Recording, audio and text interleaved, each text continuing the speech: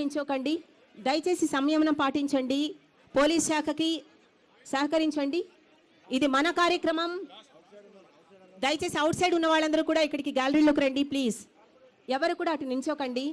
ఇది మన కోసం వడివడిగా అడుగులు వేస్తున్న మాన్య మహోదయులు the dynamic leader Revanth Reddy గారు మన కోసం ప్రారంభించబోతున్న అత్యద్భుతమైన ఫ్లైఓవర్ నిర్మాణానికి ప్రారంభోత్సవ కార్యక్రమం.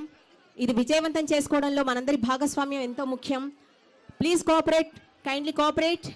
I request all the people kindly cooperate with police department. Kindly please occupy your seats. దయచేసి electronic and print media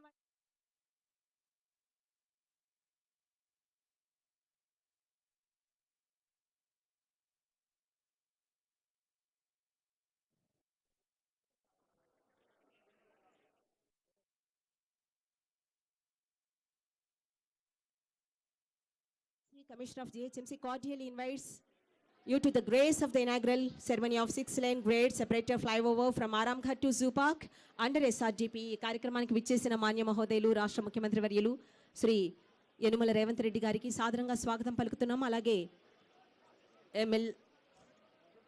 MLA Akbaruddin Owaisi గారికి, అలాగే ఎంపీ అసదుద్దీన్ ఓవైసీ గారికి,